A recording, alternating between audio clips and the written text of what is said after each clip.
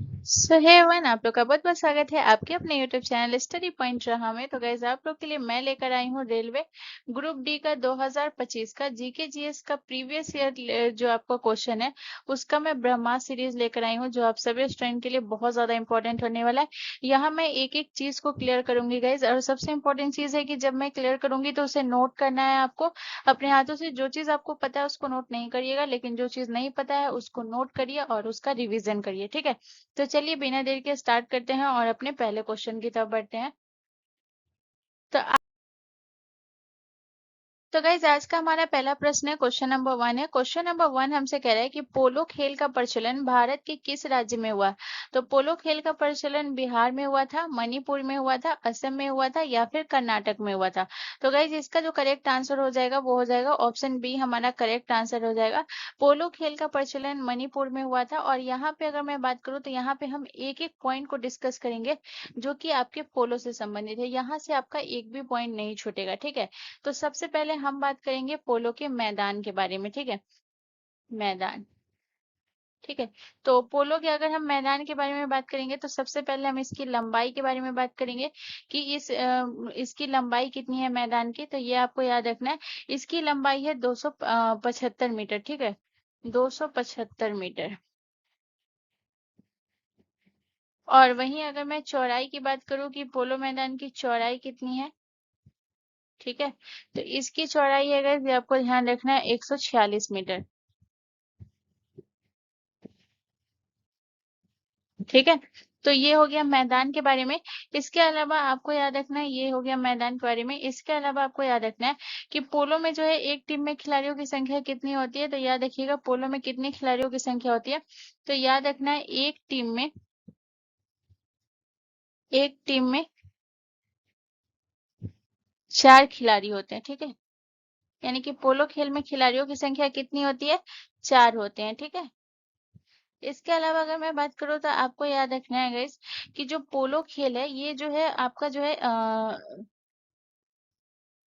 कितने पीरियड्स में खेले जाते हैं, मीन्स कितने चक्कर में खेले जाते हैं। तो याद रखिएगा पोलो खेल में जो है याद रखिएगा 4 चक्कर खेले जाते हैं, ठीक है ना। 4 चक्कर, 4 चक्कर खेले जाते हैं। और यहाँ पे आपको याद रखना है कि प्रत्येक चक्कर, ठीक है ना, याद रखिएगा प्रत्येक चक्कर का अवधि कितना होता है। प्रत्येक चक्कर का अवधि 7 मिनट होता है। प्रत्येक चक्कर का अवधि कितने मिनट का होता है गाइस, 7 मिनट का। 7 मिनट का होता है, ठीक है। 7 मिनट का होता है। और याद रखिएगा पोलो का जो खेल जो है गाइस इसे राजाओं का खेल भी कहा जाता है, ठीक है। किस खेल को राजाओं का खेल कहा जाता है, तो पोलो खेल को राजाओं का खेल कहा जाता है। और ये आपको बताना है कि पोलो खेलते हुए दिल्ली सल्तनत के किस शासक की मौत हो गई थी, ये आपको कमेंट करके बताना है, ठीक है।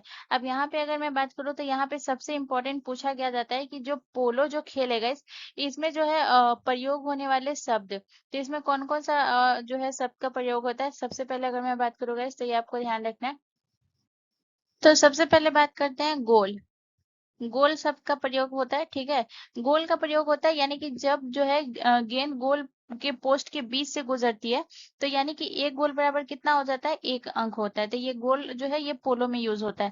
इसके अलावा अगर मैं बात करूँ तो एक होता है आपका ऑफ साइड, ठीक है। ऑफ साइड यूज होता है। ऑफ साइड का मैं बता देती हूँ, ऑफ साइड यानी जब घोड़े के दाहिने ओर से जो शॉट मारना होता है उस टाइम जो है ऑफ साइड का प्रयोग होता है, ठीक है। इसके अलावा अगर मैं बात करूँ तो एक ऑफ साइड होता है और एक आपका नियर साइड होता है। नियर साइड ये दाहिने साइड है, तो ये आपको बाएं साइड, यानी कि घोड़े की बाईं ओर से शॉट मारना नियर साइड, ठीक है। इसके अलावा अगर मैं बात करती हूँ बम्प, बम्प का जो है ये आपके पोलो में होता है। बम्प क्या क्या होता है, यानी कि जब दो घोड़े जब टकराते हैं तो वो बम्प होता है, ठीक है। इसके अलावा अगर मैं बात करूँ तो एक होता है आपका थ्रो इन, ठीक है ना। एक आपका कौन सा होता है, थ्रो इन, थ्रो एक होता है थ्रोइन। थ्रोइन का क्या होता है गाइस? तो थ्रोइन का होता है कि यानी कि जब गेंद गोल के बाहर जाती है तो क्या करता है, तो डिफेंडिंग टीम द्वारा जो है खेल को जो है वो फिर से शुरुआत उसका होता है, ठीक है, उसे ही थ्रोइन उसमें यूज होता है, ठीक है। और एक और अगर मैं बात करूँ तो एक और आपका कौन सा होता है, हुक होता है, हुक। तो हुक का प्रयोग होता है यानी कि जब जो है एक खिलाड़ी दूसरे के मैलेट को रोकता है ना, तो उस समय जो है हुक का प्रयोग होता है, ठीक है। तो ये पोलो का खेल में यूज होने वाले शब्द है। अब मैं बात करूंगी ये पोलो खेल के जो है कुछ आपके मैं कप के बारे में बात करूंगी। तो यहाँ पे अगर मैं बात करूँ तो पोलो से जो है कौन कौन सा है, तो याद रखिएगा एजार कप। एजार कप जो है ये किस खेल से संबंधित है गाइस? तो ये पोलो से संबंधित है। इसके अलावा अगर मैं बात करूँ तो राधा मोहन कप, राधा मोहन कप ये जो है किससे संबंधित है? ये भी आपके पोलो से संबंधित है, राधा मोहन कप। और इसके अलावा अगर मैं बात करूँ तो आपको एक और याद रखना है, कौन सा है, पृथ्वीपाल, हाँ, पृथ्वीपाल सिंह कप, ठीक है। पृथ्वीपाल, पृथ्वीपाल सी कप, ठीक है। ये जो है किससे संबंधित है? तो ये आपके पोलो से संबंधित, ठीक है। एजार कप और राधा मोहन कप बहुत बार एग्जाम में पूछा गया है, ठीक है। चलिए नेक्स्ट क्वेश्चन की तरफ चलते हैं। अगला क्वेश्चन हमारा क्वेश्चन नंबर 2 है गाइस। क्वेश्चन नंबर 2 कह रहा है कि डब्ल्यूबीसी की कौन सी कोशिका एंटीबॉडी बनाती है? तो कौन सी कोशिका है डब्ल्यूबीसी की जो एंटीबॉडी बनाती है? तो आपके ऑप्शन है, option A neutrophil, option B monocyte, option C lymphocyte, या ऑप्शन डी इओसिनोफिल। तो गाइस इसका जो करेक्ट आंसर हो जाएगा वो हो जाएगा ऑप्शन सी, हमारा करेक्ट आंसर हो जाएगा लिम्फोसाइट, ठीक है। लिम्फोसाइट में भी दो होता है, दो कोशिका होता है। कौन कौन सी कोशिका होती है? एक होता है आपका बी लिम्फोसाइट होता है, बी लिम्फोसाइट, ठीक है, बी लिम्फोसाइट। और दूसरा आपका कौन सा होता है गाइस? दूसरा आपका होता है टी लिम्फोसाइट। अगर ऑप्शन में ये आपको दे देता कि लिम्फोसाइट, मेरे ऑप्शन में आपको सिर्फ लिम्फोसाइट है, लेकिन अगर एग्जांपल के तौर पे अगर हम मान लेते हैं आप एग्जाम दे रहे हैं, आपको बी लिम्फोसाइट भी और टी लिम्फोसाइट दोनों अगर ऑप्शन में दे देता तो फिर आप कंफ्यूज हो जाइएगा। तो अगर आपसे पूछा जाए कि कौन सा एंटीबॉडी बनाती है, तो बी लिम्फोसाइट जो है ये एंटीबॉडी बनाती है, ठीक है। इसके बारे में आपको मैं यहाँ पे लिखा देती हूँ। इसके बारे में आपको याद क्या रखना है बी लिम्फोसाइट के बारे में, कि ये बी लिम्फोसाइट जब भी किसी, ठीक है ना, जब किसी एंटीजन, एंटीजन मतलब होता है क्या है, यानी कि बैक्टीरिया या फिर वायरस, ठीक है, याद रखिएगा। जब किसी एंटीजन, एंटीजन बी लिम्फोसाइट जब किसी एंटीजन के संपर्क में आता है, ठीक है, संपर्क, संपर्क में आता है, तो ये क्या हो जाता है, तो ये सक्रिय हो जाता है, यानी कि बी लिम्फोसाइट क्या हो जाता है, सक्रिय हो जाता है, ठीक है। और सक्रिय हो जाता है तो ये किसका निर्माण करता है, सक्रिय हो जाता है तो हो जाता है तो ये किसका निर्माण करता है, प्लाज्मा का निर्माण करता है, ठीक है, प्लाज्मा कोशिका का निर्माण करता है। हो जाता है तो किसका निर्माण करता है, प्लाज्मा, प्लाज्मा कोशिका का निर्माण करता है, प्लाज्मा कोशिका का। मैं पूरा इंपॉर्टेंट लिखा रही हूँ गाइस, एक एक चीज को मैं आपको क्लियरली लिखा रही हूँ, आपको नोट बनाने का भी जरूरत नहीं पड़ेगा, जैसे मैं लिखा रही हूँ आप वैसे नोट कर लीजिए, ठीक है ना। तो याद रखिएगा ये क्या करता है, प्लाज्मा कोशिका का निर्माण करती है। और यही जो है वास्तव में क्या होता है, ये हो जाता है प्लाज्मा कोशिका ही आपकी क्या हो जाती है, प्लाज्मा कोशिका, यानी कि ये जो है आपका एंटीबॉडी हो जाता है, ठीक है। प्लाज्मा कोशिका ही आपका क्या हो जाता है, एंटीबॉडी। प्लाज्मा कोशिका ही आपका क्या हो जाता है, एंटीबॉडी, ठीक है, एंटीबॉडी, ठीक है, इसका निर्माण करती है, ठीक है। तो ये आपको होपफुली समझ आया होगा, ठीक है ना। अब यहाँ पे अगर मैं टी लिम्फोसाइट की बात करूँ, टी लिम्फोसाइट होता क्या है, तो टी लिम्फोसाइट जो है बी लिम्फोसाइट से काफी अलग होता है। ये कोई भी एंटीबॉडी नहीं बनाता है, बल्कि जो ये टी लिम्फोसाइट है इसका काम क्या होता है, टी लिम्फोसाइट का काम होता है जो शरीर की जो है प्रतिरक्षा जो है ये प्रणाली को क्या करता है, मजबूत करने का काम करता है, ठीक है ना। तो यहाँ पे आपको याद रखना है कि ये क्या करता है, शरीर की प्रतिरक्षा प्रणाली को, शरीर की, शरीर की प्रतिरक्षा, ठीक है, प्रतिरक्षा प्रणाली को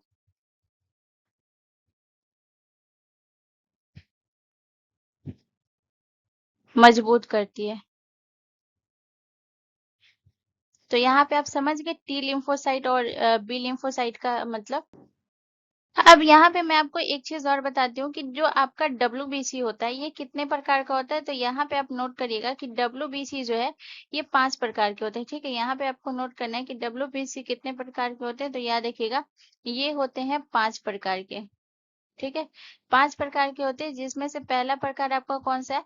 पहला प्रकार आपका ये है न्यूट्रोफिल। दूसरा प्रकार आपका कौन सा है? मोनोसाइट। तीसरा प्रकार आपका कौन सा है? लिम्फोसाइट। चौथा प्रकार आपका कौन सा है? इओसिनोफिल। और पांचवा प्रकार यहाँ पे आप लिख लीजिएगा, पांचवा प्रकार कौन सा है? बेसोफिल। ठीक है, तो डब्ल्यूबीसी कितने प्रकार के होते हैं? 5 प्रकार के होते हैं, ये भी मैं बता दी।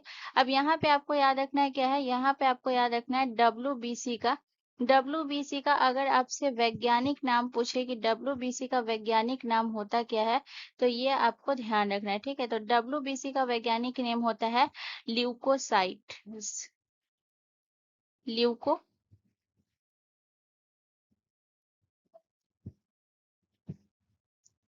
Leuco leukocytes. ल्यूकोसाइटस जो है गाइस देखिएगा ये होता है डब्ल्यूबीसी का वैज्ञानिक नेम होता है। और अगर आपसे पूछा जाए कि डब्ल्यूबीसी का काम क्या होता है गाइस, तो याद रखिएगा ये जो है डब्ल्यूबीसी जो होती है ये इम्यून सिस्टम का जो है इम्यून सिस्टम के जो है ये हिस्सा होती है, यानी ये संक्रमण से लड़ने में मदद करती है। ठीक है, तो पहले आपको ये याद रखना है कि ये जो है शरीर की प्रतिरक्षा प्रणाली का हिस्सा होती है। ठीक है, डब्ल्यूबीसी जो है ये आपको ध्यान रखना है शरीर की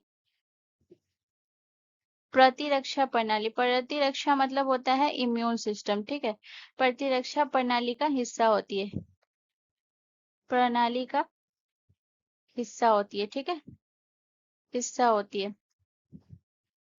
इसके अलावा आपको और क्या याद रखना है गाइस? जो डब्ल्यूबीसी होता है इसका कार्य क्या होता है गाइस, ये भी आप नोट कर लीजिएगा। तो डब्ल्यूबीसी का जो कार्य होता है वो होता है ये संक्रमण से लड़ने में मदद करती है। ठीक है, ये क्या करती है गाइस, याद रखिएगा डब्ल्यूबीसी जो है ये संक्रमण से लड़ने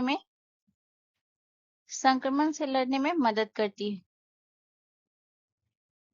मदद करती है। ठीक है, तो होपफुली आपको मैं डब्ल्यूबीसी से सारे पॉइंट मैं आपको लिखा चुकी हूँ। ठीक है, एक पॉइंट आपका और छूट जाता है जो पूछा जाता है कि जो है सामान्य जो है आपको बताना है कि वयस्क में कितने डब्ल्यूबीसी होने चाहिए, महिला में कितने होने चाहिए या फिर बच्चों में कितने होने चाहिए।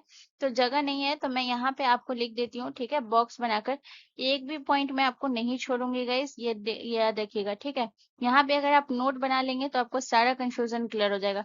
तो यहाँ पे अगर मैं वयस्क की बात करूं कि वयस्क में जो है ये डब्ल्यूबीसी कितना होना चाहिए गाइस, तो यहाँ पे है ये है प्रति माइक्रोलीटर। ठीक है ना, प्रति माइक्रोलीटर। तो याद रखिएगा ये होना चाहिए आपका जो है 5 से 10 हजार, 5 से 10 हजार आपका जो है वयस्क में होना चाहिए। ठीक है, 5 हजार से 10 हजार। ठीक है, इसके अलावा अगर मैं बात करूं आपका जो है महिला में अगर पूछा जाए, महिला। ठीक है, तो महिला में कितना होना चाहिए डब्ल्यूबीसी का? तो यह देखिएगा महिला में होना चाहिए 4,500 से लेके 11,000 तक। ठीक है ना, यहाँ पे मैं लिख देती हूँ ऐसे 4,500 से लेकर 11,000 तक। ठीक है, अब यहाँ पे बच्चों के बारे में आप लिख लीजिएगा 5 से 10 जो है बच्चों में भी होता है। ठीक है, तो इतना पॉइंट आपको नोट कर लेना है। चलिए अब हम नेक्स्ट क्वेश्चन की तरफ चलते हैं। अगला क्वेश्चन हमारा क्वेश्चन नंबर 3 है गाइस। क्वेश्चन नंबर 3 हमसे कह रहा है कि खालसा पंथ के संस्थापक कौन थे? तो आपको बताना है खालसा पंथ के संस्थापक कौन थे। गुरु नानक देव थे, गुरु अंगद देव थे, गुरु रामदास थे या फिर गुरु गोविंद सिंह थे। तो गाइस इसका जो करेक्ट आंसर होगा वो हो जाएगा ऑप्शन डी, हमारा करेक्ट आंसर हो जाएगा।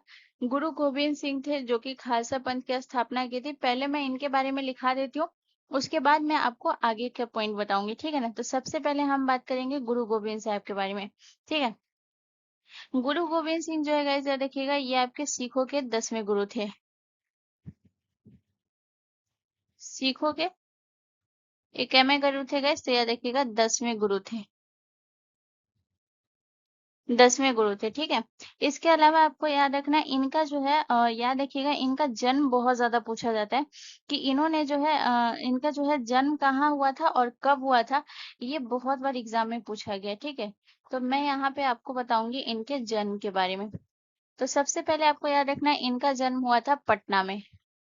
पटना में हुआ था और कब हुआ था, तो ये भी याद रखिएगा 1666 में इनका जन्म हुआ था, ठीक है। और याद रखिएगा इसके अलावा अगर मैं इनके पॉइंट की एक पॉइंट और बात करूँ तो याद रखिएगा जो गुरु ग्रंथ साहिब को जो है इन्होंने क्या किया था, अंतिम गुरु जो है घोषित कर दिया था, ठीक है। तो ये जो है बहुत बार पूछा जाता है कि जो है गुरु ग्रंथ साहिब को किसने जो है अंतिम गुरु घोषित किया, तो गुरु गोविंद सिंह, जो कि सिखों के 10वें गुरु थे, ठीक है। तो यहाँ पे आपको याद रखना है गुरु ग्रंथ साहिब को अंतिम अंतिम गुरु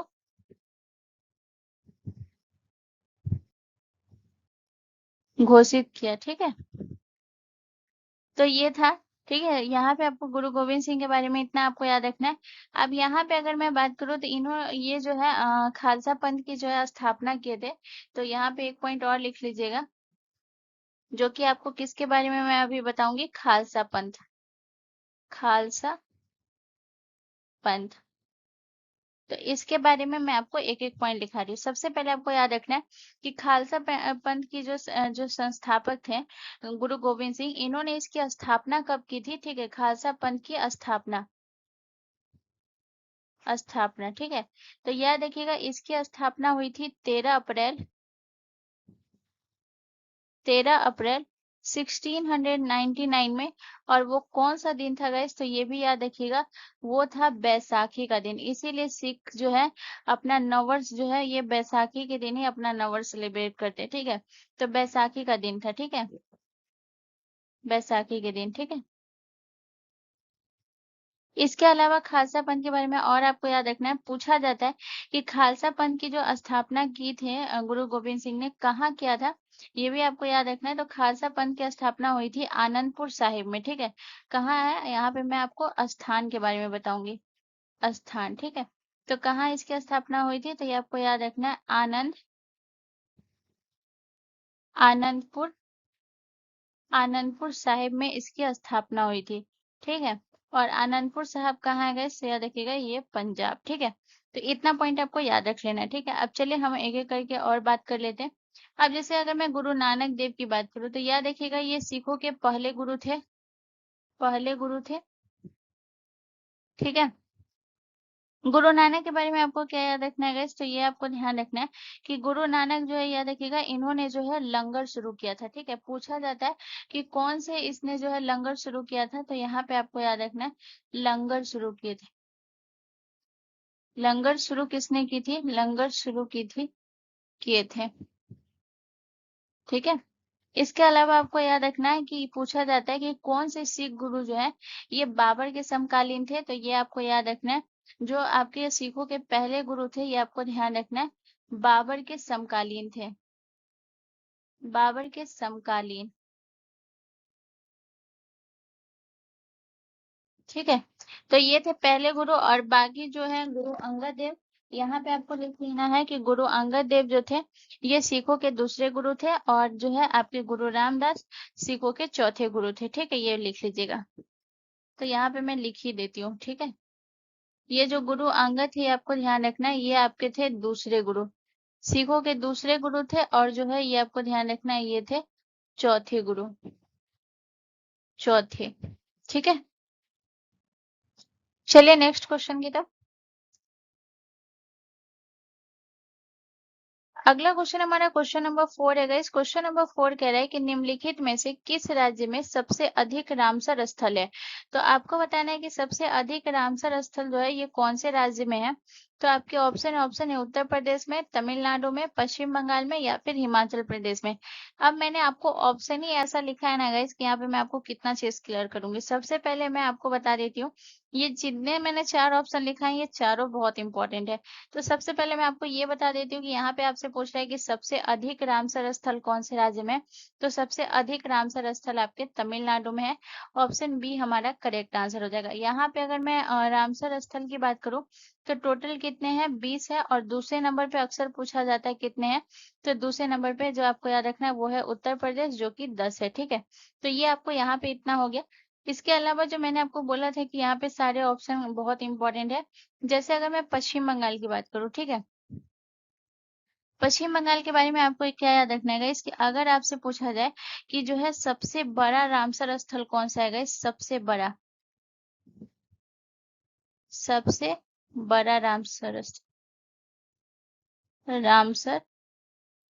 स्थल कौन सा है गाइस, तो याद रखिएगा वो है आपका सुंदर सुंदरवन। ठीक है, सुंदरवन जो है ये आपको ध्यान रखना है, सबसे बड़ा रामसर स्थल है जो कि आपका कहाँ है, पश्चिम बंगाल में। और दूसरा कौन सा है, हिमाचल प्रदेश। हिमाचल प्रदेश का याद रखिएगा सबसे छोटा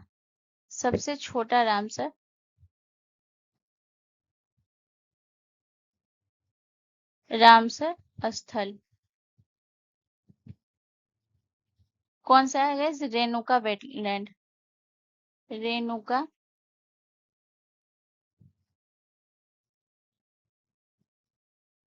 रेणुका वेटलैंड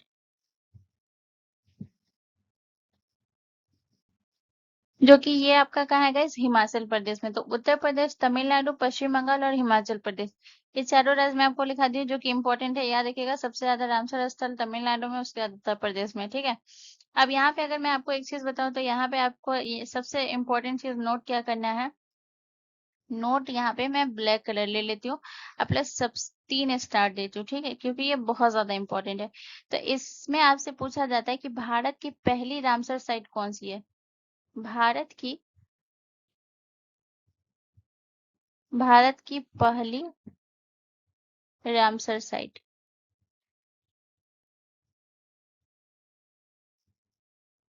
ठीक है, तो ये आपको ध्यान रखना है, भारत की पहली रामसर साइट है आपका चिल्का झील। चिल्का झील। और दूसरा कौन सा है, दूसरा आपको याद रखना है केवला देव। ये दोनों को एक ही साथ किया गया था, ठीक है ना, केवला देव। केवला देव राष्ट्रीय उद्यान। अगर मैं आपको ये चीज बताऊं तो यहाँ पे आपको नोट क्या करना है गाइस, यहाँ पे आपको याद रखना है कि जो चिल्का झील और जो केवला देव है, इसे कब रामसर स्थल घोषित किया गया, 1981 में इसे घोषित किया गया था रामसर स्थल की सूची में, ये आपको ध्यान रखना है। और केवला देव आपके कहाँ है गाइस, तो याद रखिएगा केवला देव जो है ये आपके राजस्थान में है। ठीक है, केवला देव राजस्थान में है। और चिल्का झील आपका कहाँ है, चिल्का झील आपके ओडिशा में है। ठीक है, तो यहाँ पे मैं आपको सारा चीज समझा चुकी हूँ। अब हम थोड़ा सा बात करेंगे गाइस किसके बारे में, थोड़ा सा हम बात करेंगे आपका जो है रामसर के बारे में। ठीक है, यहाँ पे अगर हम बात करें तो ये आपको ध्यान रखना है, सबसे पहले जो है पूछा जाता है कि आपको याद रखना है कि पूछा जाता है कि विश्व आर्द्र भूमि दिवस जो है, ये आपको ध्यान रखना है, पहली बार जो है आपको ध्यान रखना है ये कब मनाया जाता है, तो ये आपको ध्यान रखना है विश्व आर्द्र भूमि दिवस। विश्व आर्द्र भूमि दिवस। ठीक है, तो याद रखिएगा विश्व आर्द्र भूमि दिवस जो है ये आपको जो है कब मनाया जाता है, तो याद रखिएगा हर साल 2 फरवरी को, हर साल 2 फरवरी को मनाया जाता है। और ये कब से मनाया मनाया जा रहा है गैस, तो याद रखिएगा 1997 से जो है ये प्रतिवर्ष मनाया जा रहा है। ठीक है, तो ये भी याद लिख लीजिएगा। पहला तो आपका ये है, दूसरा पॉइंट आपको क्या नोट करना है, दूसरा पॉइंट आपको नोट करना है guys, कि ये जो है 1997 से प्रतिवर्ष मनाया जा रहा है, प्रतिवर्ष मनाया मनाया जा रहा है। ठीक है, अब यहाँ पे आपको यहाँ पे लिखना क्या है गाइस कि अभी जो है कुल रामसर स्थल जो है ये कितने हैं, ये आपको नोट करना है। तो अब मेरे पास तो जगह है नहीं, तो यहाँ पे थोड़ा सा जगह बचा है तो मैं यहाँ पे लिख देती हूँ। ठीक है, बॉक्स बना के मुझे लिखना पड़ता है कि कहीं आप लोगों को कोई दिक्कत ना हो जाए नोट करने टाइम। पता है, यहाँ पे आपको क्या लिखना है कि कुल रामसर साइट, कुल रामसर साइट। ठीक है, तो ये आपको ध्यान रखना है कि कुल रामसर साइट्स कितने गए, तो याद रखिएगा कुल रामसर साइट्स है 91। ठीक है, पहले जो था वो था आपका जो है 85 था। ठीक है, 2000 आपका 24 में 85 था, लेकिन अब जो है 91 हो गया। तो यहाँ पे पूछा जाता है कि जो है 2025 में कितने रामसर स्थल जोड़े गए, तो यहाँ पे जो है आपको नोट करना है कि 2025 में 2025, ठीक है, गलत हो गया तो इसे इरेज कर देते हैं। तो यहाँ पे आपको नोट करना है 2025 में 6 रामसर स्थल जोड़े गए, रामसर स्थल जोड़े गए, ठीक है। तो देखिए मैं यहाँ पे सारा चीज आपको लिखा दी हूँ, इसे आपको नोट कर लेना है, प्लीज नोट करिए और इसका रिवीजन करिए। चलिए अब हम नेक्स्ट क्वेश्चन की तरफ चलते हैं। अगला क्वेश्चन हमारा क्वेश्चन नंबर 5 है गाइस। क्वेश्चन नंबर 5 हमसे कह रहा है कि 73वां संविधान संशोधन अधिनियम किस वर्ष पारित किया गया। तो 73वां संविधान संशोधन किस वर्ष पारित किया गया था? 1992 में, 1956 में, 1955 में या फिर 2005 में। तो गाइस इसका जो करेक्ट आंसर हो जाएगा वो हो जाएगा आपका 1992 में 73वां संविधान संशोधन पारित किया गया था। अब यहाँ पे सबसे पहले हम 73वां संविधान संशोधन के बारे में बात करेंगे। तो गाइस 73वां संविधान संशोधन के बारे में सबसे पहले आपको याद रखना है कि इसे पारित जो है, जो कि आपके प्रश्न में ही पूछा गया है, पारित कब किया गया था? 1992 में किया गया था। लेकिन अगर आपसे ये पूछा जाए कि 73वां संविधान संशोधन जब अधिनियम को जब लागू किया गया था, ये कब किया गया था, तो लागू भी आपको याद रखना है, ठीक है, पारित भी याद रखना है डेट और लागू भी। तो इसे लागू किया गया था गाइस, याद रखिएगा 24 अप्रैल को इसे लागू किया गया था, ठीक है, 24 अप्रैल, ये याद रखिएगा 24 अप्रैल, ठीक है ना, 24 अप्रैल 1993, 1993 में इसे लागू किया गया था, ठीक है। और इस अधिनियम का जो जो पारित हुआ था, इसका उद्देश्य क्या था, यानी कि इसे पारित करने का रीजन क्या था गाइस? तो इसका रीजन था यानी कि जो है पंचायती राज व्यवस्था जो है उसको संवैधानिक दर्जा देना, ठीक है। इसका उद्देश्य क्या था गाइस? तो यहाँ पे आपको लिखना है पंचायती पंचायती राज व्यवस्था, पंचायती राज व्यवस्था को संवैधानिक दर्जा देना, संवैधानिक दर्जा देना, ठीक है, ये इसका मुख्य उद्देश्य था, ठीक है। अब यहाँ पे आपसे पूछा जाता है क्या कि यहाँ पे ये जो है बहुत इंपॉर्टेंट है, यहाँ पे आपको मैं एक एक पॉइंट जो लिखा रही हूँ ये आपके लिए बहुत इंपॉर्टेंट है, ठीक है। और इसमें जो है आपको लिखना है कि इसमें इसे जो जोड़ा गया था, तो संवैधानिक दर्जा दिया गया, तो ऑब्वियस सी बात है इसे जोड़ा गया था अधिनियम के तहत।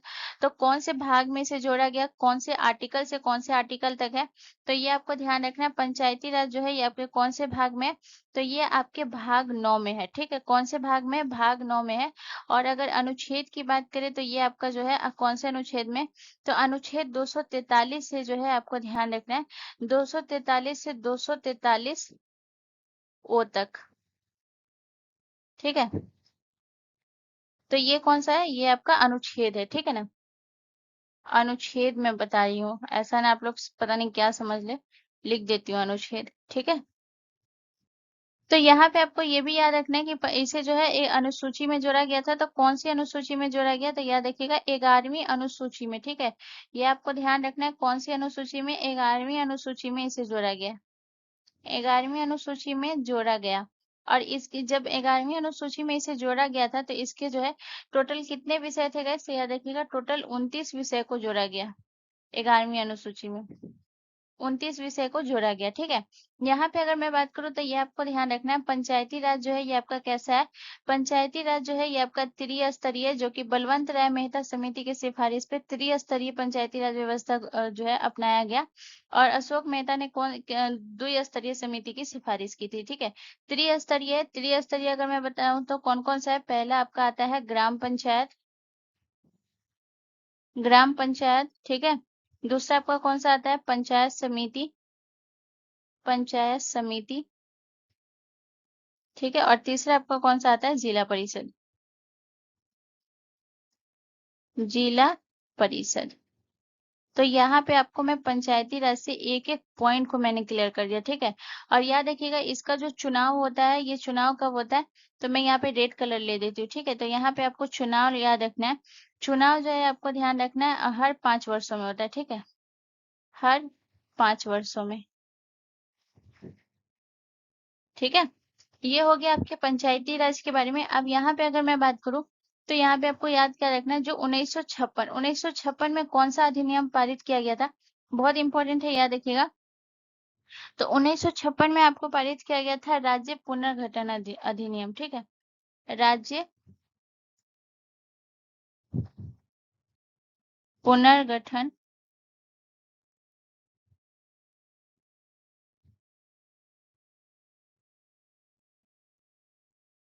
पुनर्गठन अधिनियम, ठीक है। इसके अलावा अगर मैं बात करूं 1955 में कौन से अधिनियम को पारित किया गया था, तो ये बहुत इंपॉर्टेंट है, याद रखिएगा, नागरिकता अधिनियम। नागरिकता अधिनियम याद रखिएगा। नागरिकता अधिनियम जो है ये कब पारित किया गया था? नागरिकता अधिनियम, इसे पारित किया गया था 1955 में। और एक आपका बच जाता है 2005। 2005 का आपको क्या याद रखना है, 2005 में जो है ये पारित किया गया था आपका आरटीआई अधिनियम। अधिनियम, ठीक है। चलिए नेक्स्ट क्वेश्चन की तरफ चलते हैं।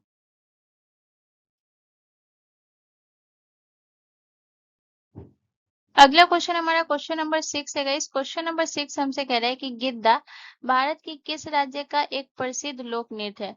तो गिद्दा भारत के किस राज्य का एक प्रसिद्ध लोक नृत्य है? आंध्र प्रदेश का, पंजाब का, उत्तराखंड का या फिर त्रिपुरा का?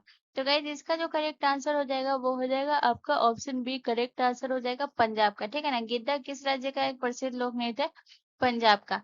अब यहाँ पे अगर मैं आपको एक चीज बताऊं तो यहाँ पे आपको नोट क्या करना है गाइस, कि पंजाब का कौन-कौन सा और लोक नृत्य है। तो जैसे अगर मैं बात करूँ भांगड़ा, भांगड़ा जो है ये सबसे प्रसिद्ध है, तो भांगड़ा हो गया, ये पंजाब का है। इसके अलावा अगर मैं बात करूँ झूमर, झूमर लोक नृत्य जो है ये भी आपके पंजाब का है। इसके अलावा अगर मैं बात करूँ धूमल, धूमल जो है ये भी आपके पंजाब का है, ठीक है। इसके अलावा आपको याद रखना है जागो नृत्य हो गया, जागो लोक नृत्य ये भी आपके पंजाब का है। इसके अलावा आपको याद रखना है सम्मी, ये भी आपके पंजाब का है, ठीक है ना। तो ये नृत्य जो है आपके पंजाब का है, ठीक है, ये आपको याद रखना है। यहाँ पे अगर मैं आपको एक चीज बताऊं तो ये आपको ध्यान रखना है, भांगड़ा के बारे में एक चीज याद रखिएगा। जो भांगड़ा है ये आपको ध्यान रखना है इसके बारे में, कि जो है वैसाखी पर जो है पूछा जाता है कि वैसाखी पर कौन सा नृत्य किया जाता है गाइस, तो ये आपको ध्यान रखना है, वैसाखी पर किया जाता है। तो याद रखिएगा भांगड़ा नृत्य जो है बैसाखी पर किया जाता है, ठीक है, ये आपको याद रखना है, ये बहुत इंपॉर्टेंट लाइन है, ठीक है। इसके अलावा अगर मैं आपको एक चीज और बताऊं तो यहाँ पे आपको नोट क्या करना है, कि जो गिद्दा जो है नोट कर लीजिएगा, ये महिलाओं द्वारा किया जाता है, ठीक है। अब यहाँ पे जो है आपका दूसरा कौन सा राज्य है, आंध्र प्रदेश। आंध्र प्रदेश की बात करते हैं। आंध्र प्रदेश का कौन कौन सा लोक नृत्य है जो आंध्र प्रदेश का है? बोनालू, याद रखिएगा, बोनालू लोक नृत्य जो है ये कहाँ का है, ये है आपके आंध्र प्रदेश का है, ठीक है। इसके अलावा आपको याद रखना है कोलट्टम, कोलट्टम ये आपके आंध्र प्रदेश का है। इसके अलावा आपको याद रखना है ढीमसा, ढीमसा लोक नृत्य, ठीक है, ढीमसा। ढीमसा जो है ये भी आपके आंध्र प्रदेश का हो गया। और एक और याद रखिएगा डप्पू, डप्पू ये आपके कहाँ का गैस, तो याद रखिएगा ये आपके आंध्र प्रदेश का, ठीक है। अब यहाँ पे आते हैं आपके उत्तराखंड। उत्तराखंड के लोक नृत्य के बारे में बात करेंगे गैस, तो याद रखिएगा उत्तराखंड में सबसे इंपॉर्टेंट जो पूछा जाता है, याद रखिएगा छोलिया। छोलिया नृत्य जो है ये आपको ध्यान रखना है, ये कहाँ का है, छोलिया। छोलिया जो है ये आपके असम सॉरी ये उत्तराखंड का है, ठीक है। इसके अलावा आपको याद रखना है झोरा, झोरा जो है ये आपके कहाँ का है, ये भी आपके उत्तराखंड का है, ठीक है। इसके बाद आपको याद रखना है आपका कौन सा हो गया, चांचरी, चांचरी, चांचरी, चांचरी नृत्य ये भी आपका हो गया, ठीक है। इसके अलावा एक और याद रखिएगा कौन सा हो गया आपका, ये हो गया आपका छोपती नृत्य, छोपती, छोपती नृत्य ये आपका कहाँ का हो गया गैस, ये आपके हो गया उत्तराखंड का, ठीक है। अब आते हैं गैस त्रिपुरा, त्रिपुरा, ठीक है। तो त्रिपुरा का कौन कौन सा लोक नृत्य है, तो सबसे पहले आपको याद रखना है होजागिरी, ठीक है, होजागिरी। ये आपके प्रीवियस ईयर में भी पूछा गया था। होजागिरी नृत्य जो है ये किस राज्य का है, ये आपके त्रिपुरा का है। इसके अलावा आपको याद रखना है गरिया नृत्य, गरिया नृत्य ये आपके कहाँ का है, ये भी आपके जो है त्रिपुरा का है। इसके अलावा आपको याद रखना है झूम, झूम नृत्य, झूम नृत्य ये भी आपके जो है त्रिपुरा का हो गया। इसके अलावा आपको याद रखना है बीजू नृत्य। बीजू नृत्य ये भी आपके त्रिपुरा का हो गया। ठीक है, तो यहाँ पे इतना पॉइंट आपको याद रखना है। ठीक है, चलिए नेक्स्ट क्वेश्चन की तरफ।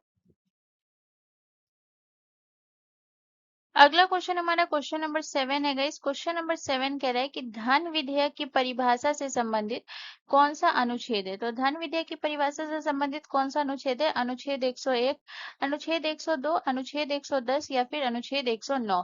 तो यहाँ पे अगर आप ध्यान से क्वेश्चन पूछेंगे तो आपसे पूछ रहा है कि धन विधेयक की परिभाषा पूछ रहा है। ठीक है, परिभाषा से संबंधित कौन सा है? तो गाइस अगर परिभाषा पूछेगा तो अनुच्छेद 110 हो जाएगा। ऑप्शन सी हमारा करेक्ट आंसर हो जाएगा। इसमें ये जो है अनुच्छेद 110 क्या कहलाता है कि यानी कि अनुच्छेद 110 का कहना है, ये आपको क्या बताएगा कि कौन सा जो है कौन सा विधेयक जो है, कौन सा विधेयक धन विधेयक कहलाता है, ये किस आर्टिकल के तहत है। तो ये है आपका अनुच्छेद 110 के तहत। ठीक है, कौन सा विधेयक, कौन सा विधेयक, कौन सा विधेयक धन विधेयक कहलाएगा,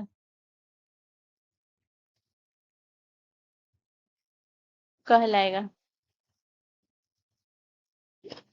कहलाएगा। ठीक है, अब यहाँ पे जो है आप अगर मैं बात करूँ तो आपको भी पता होना चाहिए कि आखिर धन विधेयक कौन सा विधेयक ऐसा होता है जो धन विधेयक कहलाता है। तो कुछ विषय दिया हुआ है, जैसे कि अगर मैं बात करूँ कि कोई भी विधेयक धन विधेयक तभी कहलाता है जब जब उसमें कुछ जो विषय अभी मैं लिखाऊंगी वो विषय शामिल होना चाहिए। तो वो जो है तभी जो है ये आपका धन विधेयक कहलाता है। जैसे कि अगर मैं बात करूँ भारत के लेखा परीक्षण से संबंधित अगर व्यय है, भारत के भारत के लेखा परीक्षण से संबंधित व्यय, परीक्षण से संबंधित व्यय, संबंधित व्यय। ठीक है, भारत के लेखा परीक्षण से संबंधित व्यय होना चाहिए। उसमें कौन कौन से विषय होता है ये मैं आपको बता रही हूँ। ठीक है, या फिर संचित निधि से संबंधित कोई भी विषय हो, संचित निधि से, संचित निधि से संबंधित, निधि से संबंधित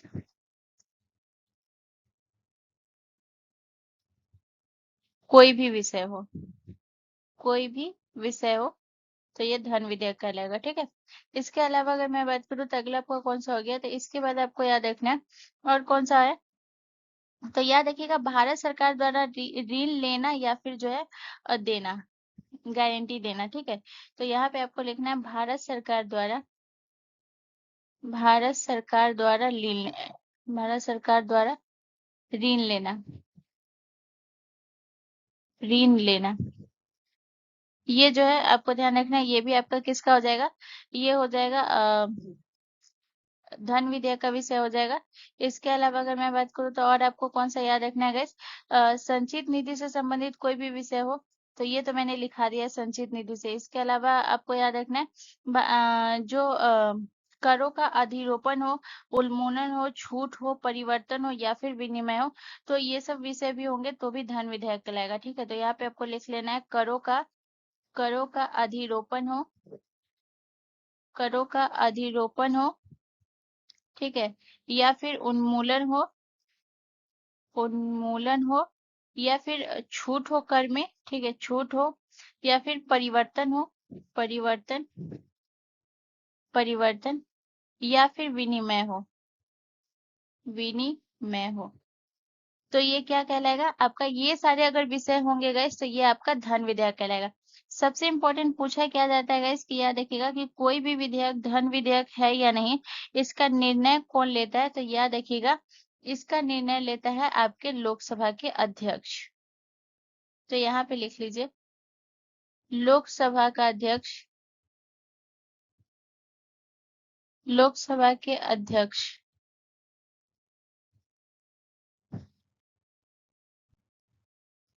प्रमाणित करते हैं। ठीक है, प्रमाणित करते हैं, प्रमाणित करते हैं कि धन विधेयक है कि नहीं, धन विधेयक, धन विधेयक है या नहीं। ठीक है, तो होपफुली आप लोग समझ रहे होंगे यहाँ पे मैंने क्या लिखा है कि यानी कि लोकसभा अध्यक्ष प्रमाणित करता है। आपसे अगर प्रश्न पूछा जाए कि कौन प्रमाणित करता है कि कोई भी विधेयक धन विधेयक है या नहीं, ये तो प्रश्न बहुत बार पूछे भी गए हैं, तो याद रखिएगा ये तय करने का काम होता है लोकसभा के अध्यक्ष का। लोकसभा का अध्यक्ष जो अगर ये बोलेगा कि कोई भी विधेयक धन विधेयक है या फिर नहीं है, तो उसका निर्णय जो होगा वो अंतिम निर्णय होगा। उसको सर्वोच्च में जो न्यायालय होता है, उसमें जो है न्यायालय में आप चुनौती जो है आप नहीं दे सकते, यानी ये चुनौती से परे होता है। ठीक है, अब यहाँ पे बहुत लोगों को कंफ्यूजन हो जाता है आर्टिकल 110 में और 109 में, तो कोई बात नहीं है, मैं आपको बताती हूँ। तो धन विधेयक की अगर परिभाषा पूछेगा तो आर्टिकल 110 हो जाएगा। लेकिन अगर आपसे जो है अगर आपसे पूछ दे कि धन विधेयकों के संबंध में विशेष प्रक्रिया किस आर्टिकल के तहत है, तो फिर आपका आंसर अनुच्छेद 109 हो जाएगा। ठीक है, इसमें बहुत लोग कंफ्यूज होते हैं, इसलिए मैंने दोनों लिखा है ताकि मैं आपको समझा दूं। आर्टिकल 109 इसमें क्या कहता है कि जो आपका धन विधेयक है गाइस, धन विधेयक के संबंध में, धन विधेयक के संबंध में विशेष प्रक्रिया, तो ये कौन सा आर्टिकल संबंधित है, अनुच्छेद 109। विशेष प्रक्रिया मतलब मैं आपको ओवरऑल बता दूं, जैसे कि अगर मैं आपको एक चीज बताऊं, जैसे यहाँ पे मैं आपको दो तीन चीज बता देती हूँ, ठीक है ना। तो यहाँ पे याद रखना है कि धन विधेयक जो है राज्यसभा में प्रस्तुत नहीं किया जा सकता, ये तो आप सभी को पता है। धन विधेयक जो है ये केवल लोकसभा में प्रस्तुत होता है। तो ये सब जो है किस आर्टिकल के तहत है, ये सब इसके बारे में जो प्रक्रिया दिया गया है वो आर्टिकल 109 में। अब जैसे अगर मैं बात करूँ तो यहाँ पे आपको ये भी याद रखना है कि यदि अगर मान के चलते कि लोकसभा द्वारा जो पारित धन विधेयक होता है वो राज्य सभा को सिफारिश के लिए भेजा जाता है। ठीक है, राज्यसभा को जो है कितने दिनों के भीतर उस विधेयक को लौटाना होता है, 14 दिनों के अंदर।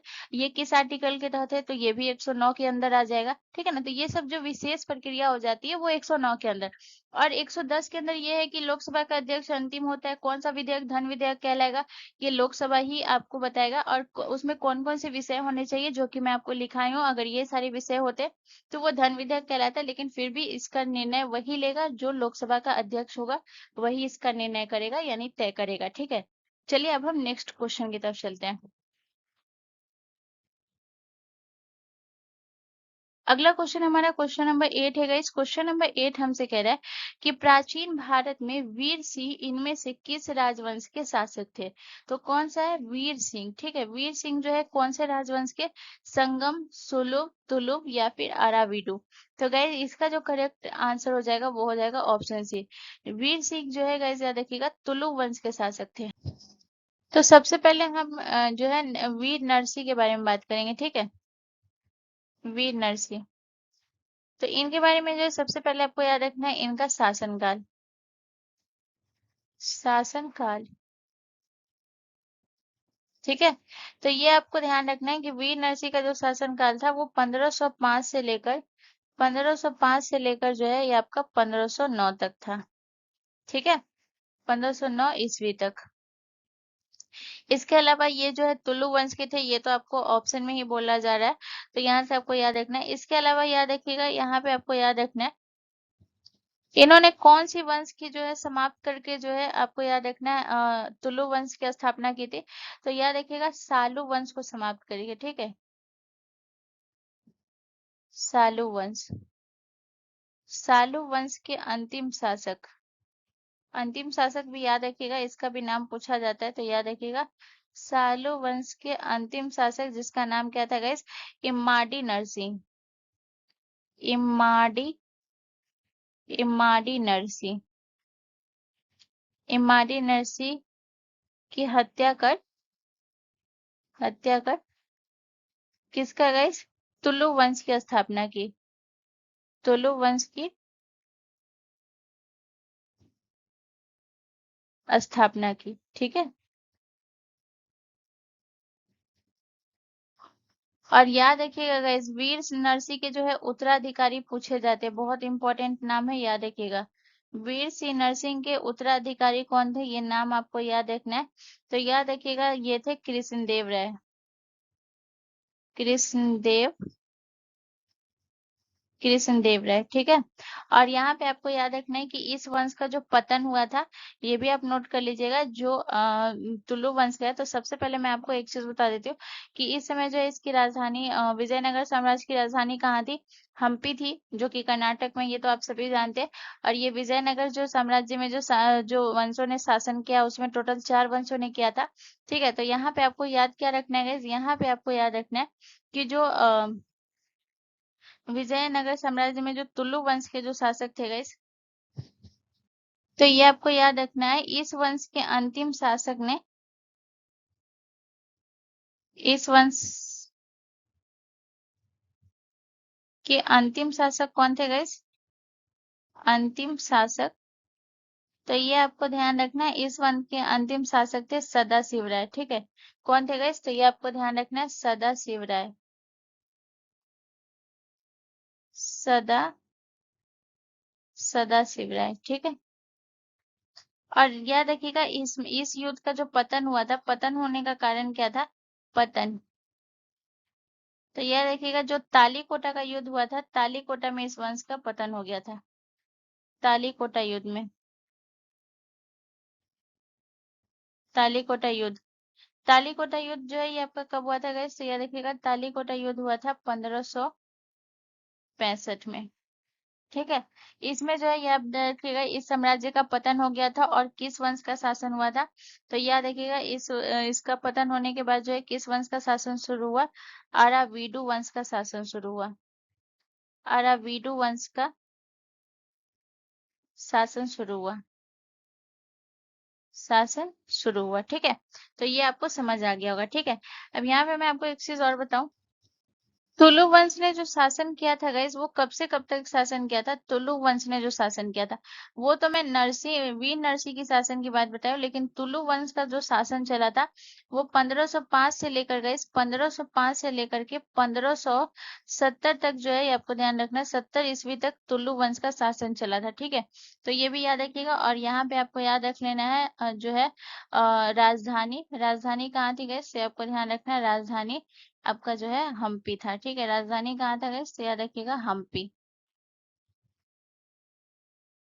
हम्पी, जो कि ये कहाँ स्थित है गाइस?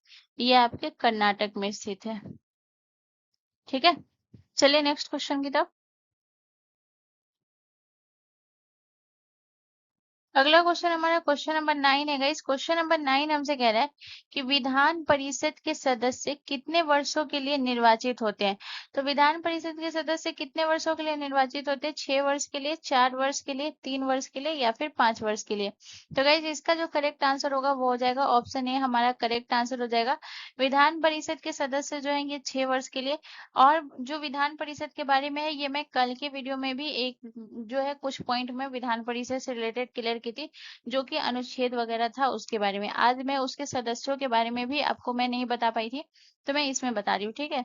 तो विधान परिषद के बारे में अगर मैं बात करूँ, तो 6 वर्षों में जो है इसका कार्यकाल 6 वर्षों का होता है, ठीक है। उसके बाद आपको याद रखना है, विधान परिषद के जो सदस्य होते हैं, हर 2 वर्ष, ठीक है, ये आपको ध्यान रखना है, हर 2 वर्ष में 1/3 सदस्य, ठीक है, 1/3 जो सदस्य होते हैं, सदस्य क्या हो जाते हैं? सेवानिवृत्त हो जाते हैं, सेना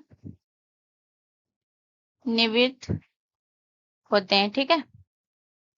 इसके अलावा आपको याद रखना है कि विधान परिषद जो है, आपको ध्यान रखना है, ये एक अस्थाई सदन है, ठीक है, अस्थाई सदन है, अस्थाई अस्थाई सदन है, और इसे कभी भंग नहीं किया जा सकता, ठीक है। अस्थाई सदन है इसलिए इसे और भंग नहीं किया जा सकता, भंग नहीं किया जा सकता।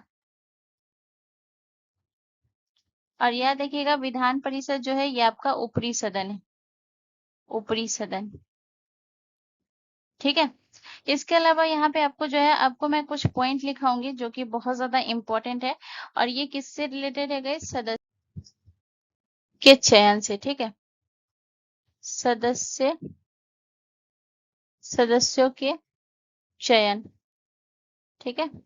अब यहाँ पे सबसे जरूरी पॉइंट यहाँ पे जो मैं लिखा रही हूँ बहुत इंपॉर्टेंट है, कि सदस्यों का जो विधान परिषद में सदस्यों का चयन होता है वो कैसे होता है। तो यहाँ पे आपको याद रखने के लिए सबसे पहले आपको याद रखना है, एक पहला है 1/3 सदस्य, 1/3 सदस्य, ठीक है। उसके बाद जो है दूसरा आपको याद रखना है फिर 1/3 सदस्य, 1/3 सदस्य। इसके अलावा तीसरा आपको याद रखना है 1/6, 1/6 सदस्य, ठीक है। और उसके बाद जो है आपको याद रखना है चौथा 1/12 सदस्य, 12 सदस्य, ठीक है। और जगह नहीं है तो एक यहाँ पे भी लिख लीजिएगा, पांचवा 1/12 सदस्य, ठीक है। तो यहाँ पे आपको मैं लिखाऊंगी। सबसे पहले अगर मैं बात करूँ तो 1/3 सदस्यों का जो चयन होता है ये किसके द्वारा होता है गाइस?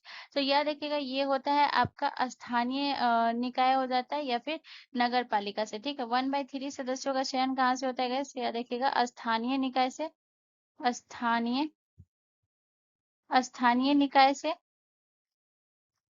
और नगर पालिका से, नगर पालिका निकाय से, ठीक है। यहाँ से जो है 1/3 सदस्य चयनित होते हैं विधान परिषद के लिए, ठीक है। ये जो है सदस्यों का चयन आपको याद रखना है, ठीक है।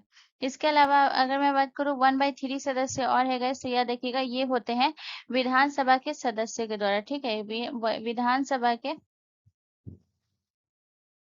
विधानसभा के सदस्य द्वारा, ठीक है। इसके अलावा अगर मैं बात करूँ 1/6 सदस्य जो होते हैं ये राज्यपाल द्वारा मनोनीत होते हैं, राज्यपाल द्वारा मनो पूछा जाता है कि कितने सदस्य जो विधान परिषद के लिए जो है राज्यपाल द्वारा मनोनीत होते हैं, तो 1/6 सदस्य, ठीक है।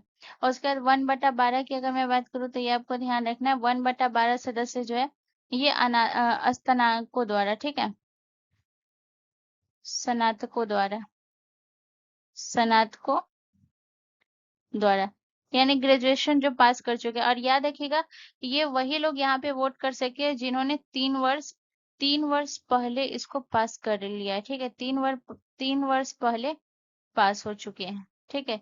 वही लोग इसको वोट करेंगे। इसके अलावा 1/12 सदस्य जो है ये आपको ध्यान रखना है अध्यापक द्वारा, अध्यापक द्वारा।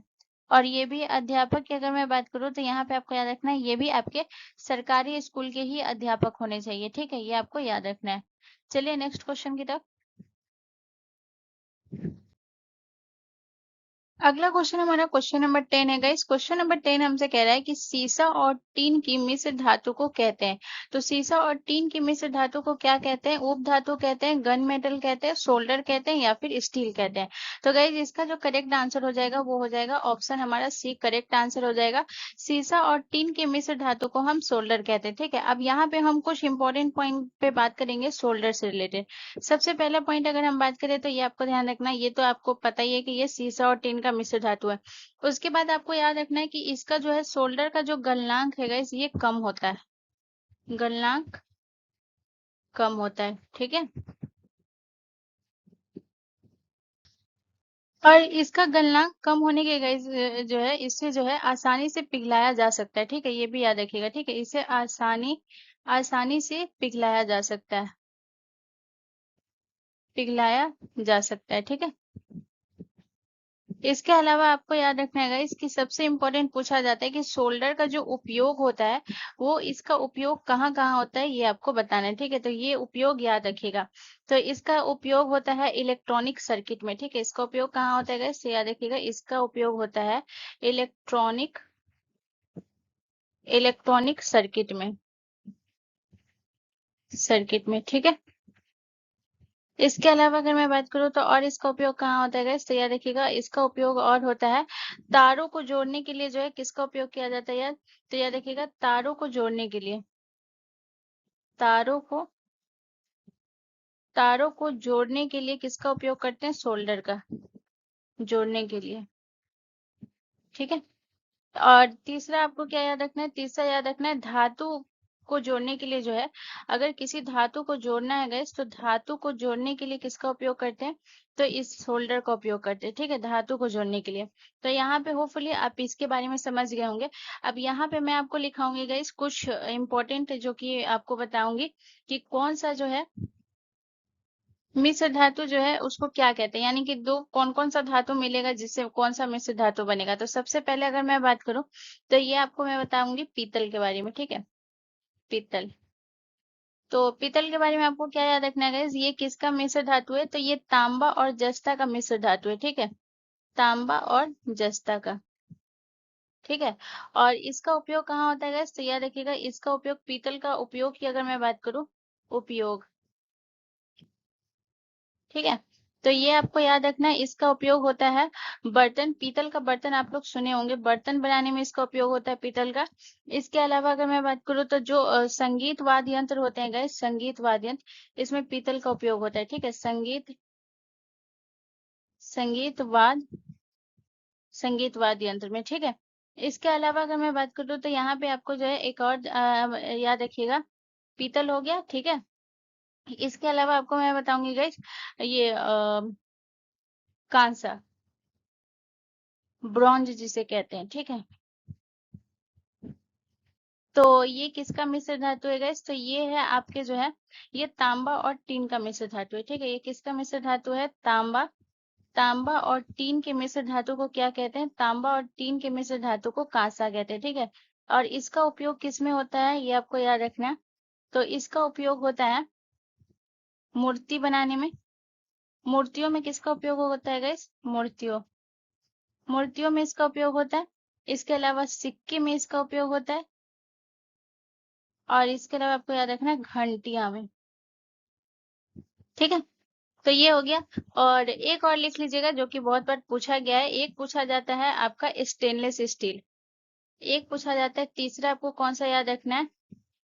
Stainless, stainless steel. तो स्टेनलेस स्टील की अगर मैं बात करूं, तो ये किसका मिश्र धातु है गाइस? तो स्टेनलेस स्टील जो है, ये लोहा, क्रोमियम और निकेल का है, ठीक है। ये किसका है? तो लोहा का मिश्र धातु, लोहा, क्रोमियम, क्रोमियम और निकेल का, ठीक है। और इसके अलावा अगर मैं बात करूं कि इसका जो उपयोग होता है, ये किसमें होता है उपयोग?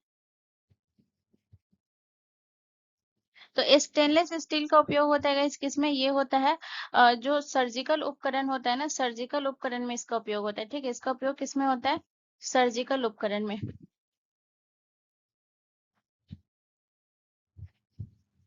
उपकरण में, ठीक है। तो इतना पॉइंट आपको याद रखना है। चलिए नेक्स्ट क्वेश्चन की तरफ।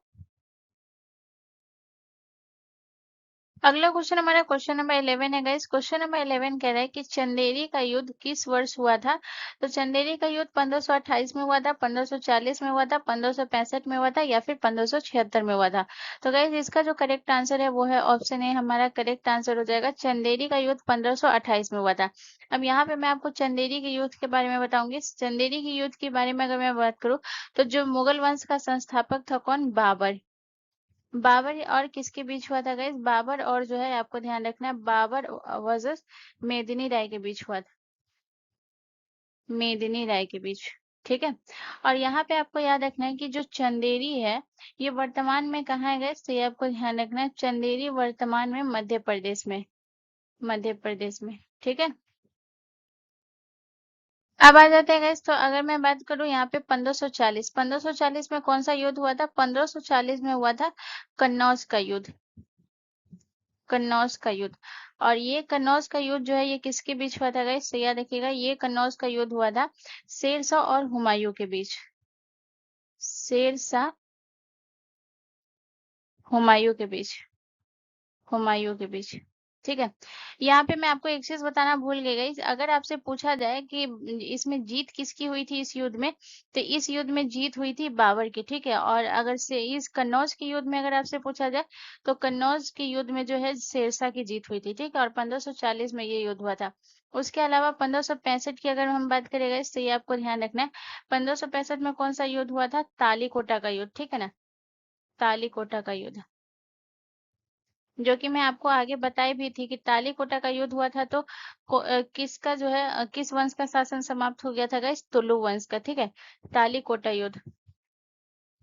तालीकोटा तो लिखा ही हुआ है यहाँ पे, दो दो हो गया, इसे इरेज कर देते हैं।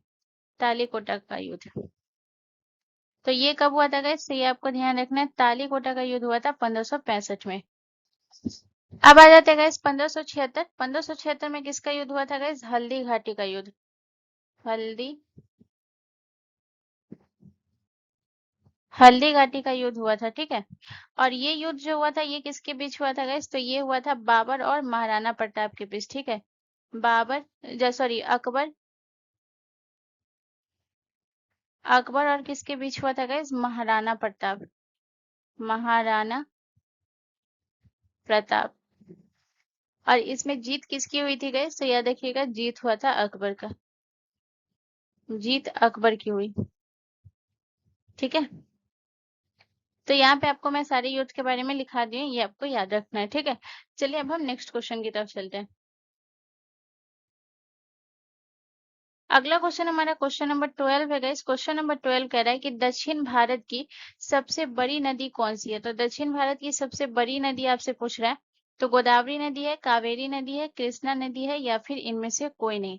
तो गाइस इसका जो करेक्ट आंसर हो जाएगा वो हो जाएगा आपका गोदावरी नदी जो है दक्षिण भारत की सबसे बड़ी नदी है। तो सबसे बड़ी या फिर सबसे लंबी पूछे तो याद रखिएगा गोदावरी नदी है। ठीक है, तो दक्षिण भारत की सबसे बड़ी है, और याद रखिएगा भारत की दूसरी सबसे बड़ी है, भारत की दूसरी, भारत की दूसरी सबसे लंबी नदी है।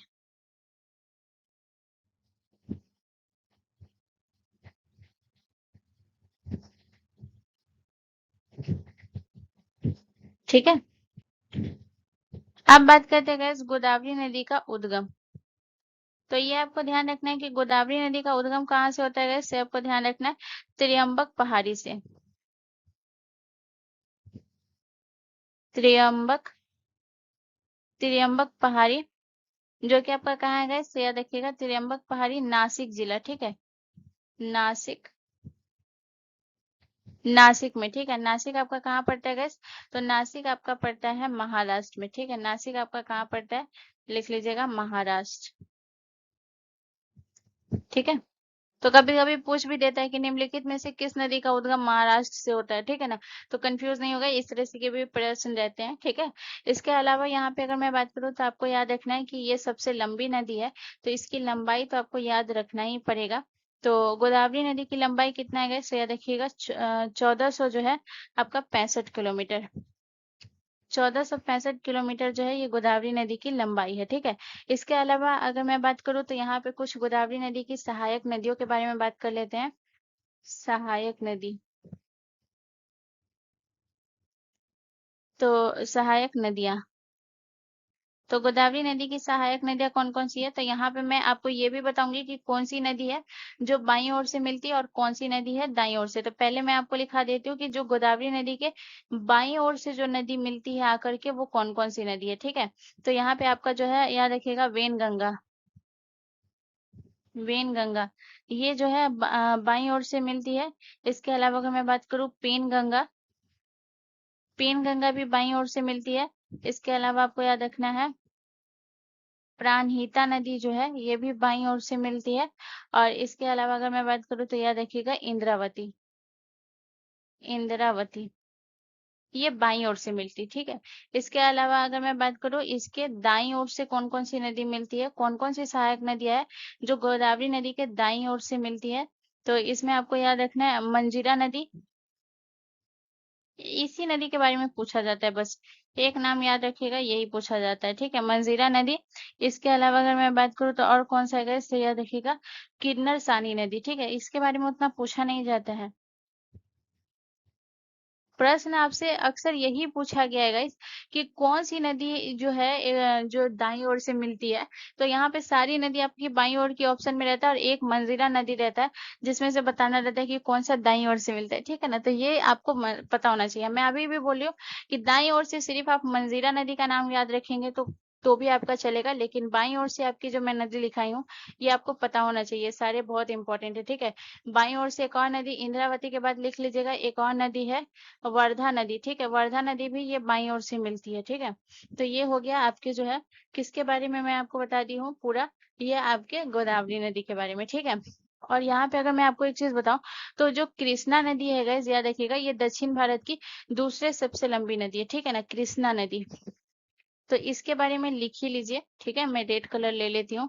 कृष्णा नदी के बारे में आपको क्या याद रखना है गाइस, तो ये इसके बारे में आपको याद रखना है कि ये दक्षिण भारत की दूसरी सबसे लंबी नदी है, दूसरी सबसे लंबी नदी है, ठीक है। तो यहाँ पे अगर मैं बात करूँ कि ये दूसरी सबसे लंबी नदी है, तो इसका लंबाई तो आपको याद रखना ही पड़ेगा। तो इसकी लंबाई कितनी है गाइस, याद रखिएगा, इसकी लंबाई है 1400 किलोमीटर, ठीक है। इसकी लंबाई कितनी है, 1400 किलोमीटर, ठीक है। चलिए नेक्स्ट क्वेश्चन की तरफ।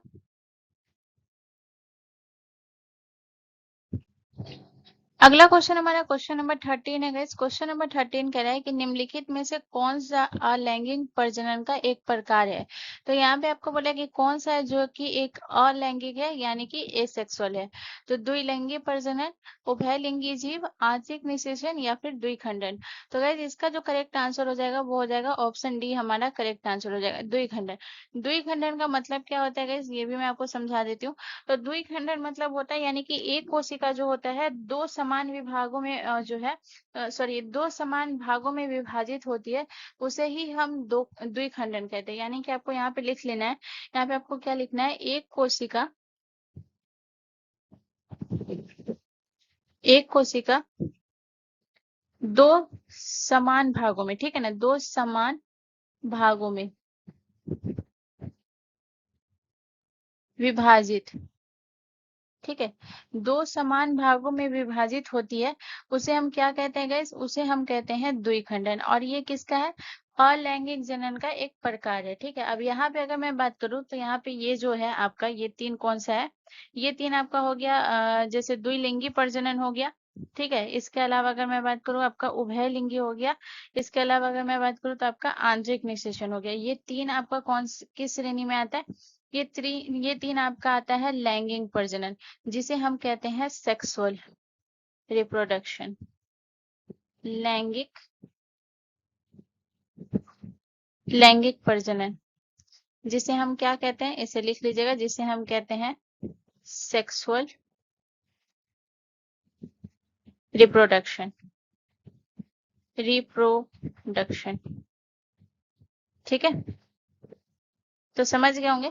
यहाँ पे अब अगर मैं आपको बताऊं, जैसे कि अगर मैं आंतरिक निषेचन की बताऊं, जैसे कि इंटरनल फर्टिलाइजेशन, ठीक है, जो ऑप्शन सी में आपका, इसमें अगर मैं बताऊं तो ये क्या होता है, यानी कि इसमें क्या होता है कि जो युग्मों का संलयन होता है ये मादा के शरीर के जो है ये मतलब अंदर होता है, ठीक है। और वहीं अगर मैं उभयलिंगी जीव के बारे में बताऊं, तो उभयलिंगी जीव में यानी कि एक ही जीव में जो है नर और मादा दोनों अंग होते हैं, उसे हम उभयलिंगी जीव कहते हैं, ठीक है, ये आपको याद रखना है। और द्विलिंगी की अगर मैं बात करूँ गाइस, तो द्विलिंगी आपका क्या कौन सा हो जाता है कि यानी कि नर और मादा अलग अलग होते हैं, जैसे कि मनुष्य में नर अलग होते हैं, मादा अलग होते हैं। और जैसे अभी मैंने अभी उभयलिंगी का बताया कि एक ही इस जीव में जो है नर और मादा दोनों अंग होते हैं, तो ऐसे कौन कौन से हो जाते हैं, केचुआ सबसे इंपॉर्टेंट है, केचुआ। केचुआ जो होता है इसमें नर और मादा दोनों अंग एक ही जीव में होते हैं, ठीक है। तो ये हो गया आपका लैंगिक जनन का ये प्रकार हो गया, ठीक है। अब यहाँ पे मैं आपको कुछ समझाऊंगी, कुछ एग्जाम्पल दूंगी जो कि आपके अलैंगिक का होगा, ठीक है ना। अलैंगिक प्रजनन, प्रजनन के प्रकार, ठीक है। तो इसके बारे में हम समझते हैं। तो अलैंगिक जनन के प्रकार में आपका कौन कौन सा हो जाएगा, तो ये आप देखिए। तो अलैंगिक जनन के प्रकार में आपका एक तो है द्विखंडन, ठीक है, जो कि ऊपर लिखा हुआ है और मैं लिखा भी चुकी, तो इसके बारे में मैं नहीं बात करूंगी। एक होता है आपका अलैंगिक जनन के प्रकार में आता है खंडन, खंडन, जिसे फ्रेगमेंटेशन बोलते हैं, ठीक है। इसमें क्या होता है कि शरीर के टुकड़े जो है ये अलग होकर क्या करते हैं, नए जीव बनाते हैं, ठीक है। इस जो है अलैंगिक जनन की अगर मैं बात करूं, जो एसेक्सुअल होता है, इसमें क्या होता है, शरीर के टुकड़े हो जाते हैं, शरीर के टुकड़े शरीर के टुकड़े अलग होकर नए जीव बनाते हैं। अलग होकर नए जीव बनाते हैं। ठीक है। तो इसके अगर एग्जाम्पल की अगर मैं बात करूँ तो जैसे इसका एग्जाम्पल हो जाता है स्पाइरोगाइरा। ठीक है ना। इसका एग्जाम्पल अगर मैं बात करूँ खंडन का एग्जाम्पल कौन सा हो जाएगा, तो यह देखिएगा इसका एग्जाम्पल हो जाएगा आपका स्पाइरोगाइरा। ठीक है, ये हो गया। इसके अलावा अगर मैं बात करूँ तो अगर मैं आपको एक और एग्जाम्पल दूं तो यह देखिएगा एक आपका होता है कौन सा गैस, तो एक होता है आपका स्पोर निर्माण। ठीक है ना, स्पोर फॉर्मेशन। दूसरा आपका कौन सा होता है, स्पोर स्पोर निर्माण। ये भी आपका अलैंगिक जनन का प्रकार है। ठीक है, स्पोर निर्माण क्या होता है guys? इसमें क्या बनते हैं कि बीजाणु बनते हैं। ठीक है, जो कि अनुकूल परिस्थितियों में जो है विकसित होते हैं। ठीक है, तो यहाँ पे आपको याद रखना है कि स्पोर निर्माण में क्या होता है कि बीजाणु बनते हैं, बीजाणु बनते हैं। और इसमें कोई जो है इसमें क्या है आपको याद रखना है कि बीजाणु बनते हैं जो कि अनुकूल परिस्थितियों में जो है ये विकसित होते हैं। ठीक है, अनुकूल परिस्थितियां होती है, अनुकूल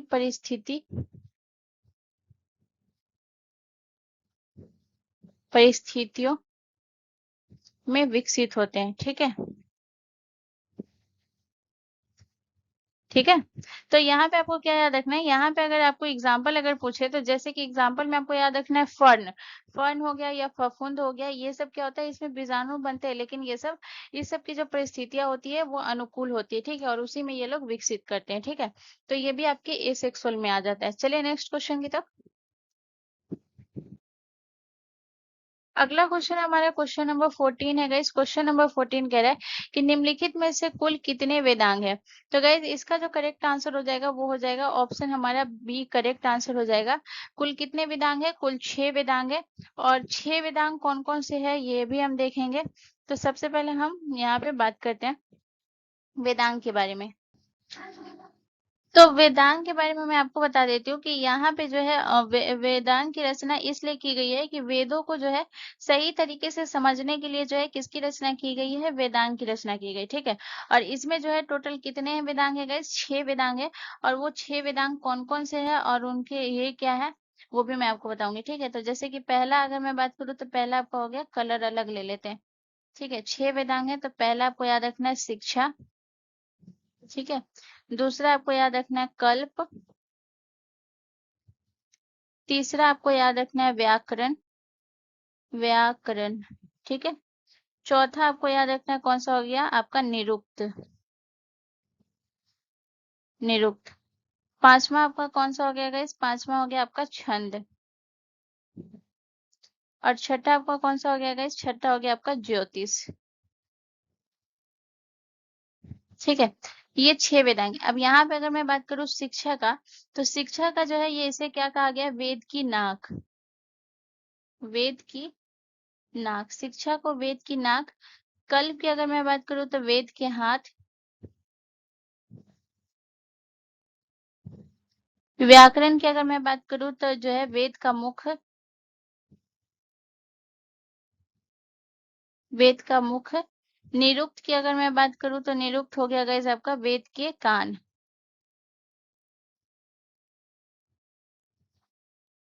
छंद की अगर मैं बात करूँ तो हो गया वेद के पैर।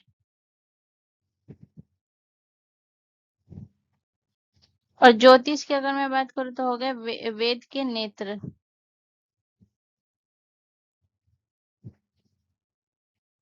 ठीक है, तो ये 6 वेदांग है, ये आपको याद रखना है। ठीक है, अब अगर मैं बात करूँ तो यहाँ पे आप एक चीज और याद रखिएगा गाइस कि जो है ये जो 6 अंग जो दिए गए हैं वेदांग के गए, इसको जो है समझने वाला व्यक्ति जो है वो वेदों का सही रूप से जो है कि क्या करता है, उच्चारण करता है, ठीक है। और वो जो है यज्ञ जो कार्य कर सकता है वो यही कर सकता है जिसे 6 वेद का ज्ञान हो, ठीक है ना। अब यहाँ पे अगर मैं बात करूँ तो ये जो है अगर आपसे प्रश्न पूछा जाए कि जो है वेदांग की अगर मैं बात करूँ, 6 वेदांग के जो है नाम और जो क्रम का उल्लेख किया गया है ये किसमें किया गया, ठीक है। तो वेदांग का जो उल्लेख किया गया है, इस 6 वेदांगों का उल्लेख किया गया है, तो पूछा जाता है किसमें किया गया है, तो याद रखिएगा इसका उल्लेख किया गया है मुंडक उपनिषद में मिलता है, ठीक है। इसका उल्लेख जो है ये किसमें मिलता है, तो याद रखिएगा मुंडक मुंडक उपनिषद में, उपनिषद उपनिषद में मिलता है, ठीक है। चलिए नेक्स्ट क्वेश्चन की तरफ।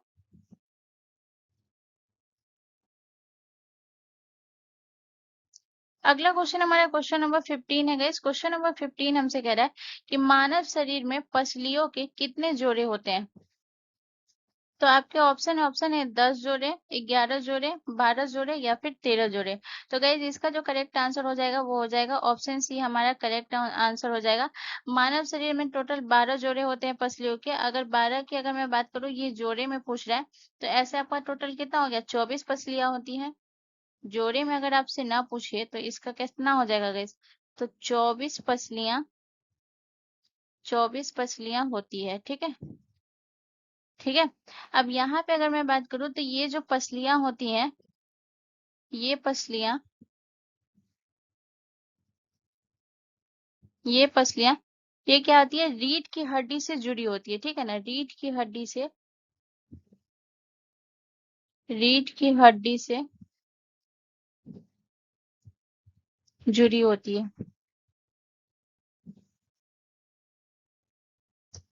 ठीक है। और रीढ़ की हड्डी से जुड़ी होती है तो किसका निर्माण करती है, जुड़ी होती है और छाती का निर्माण करती है, और छाती का निर्माण करती है, छाती का निर्माण करती है, ठीक है।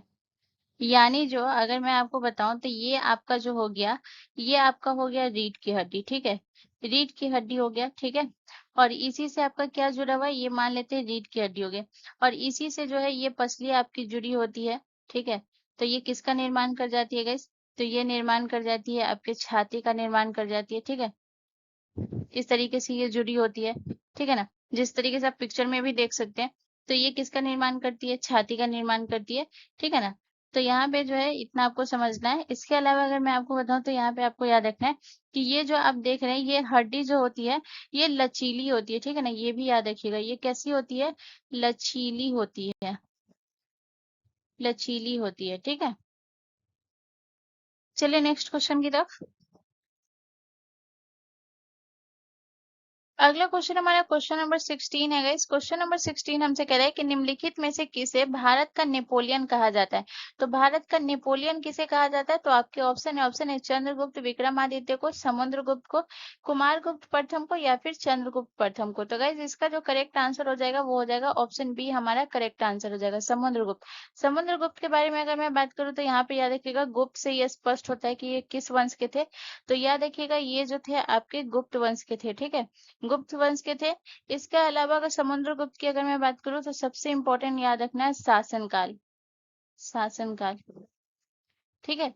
तो याद रखिएगा इसका शासन कब से कब तक था, 335 से लेकर 375 ईस्वी तक इनका शासन था, ठीक है।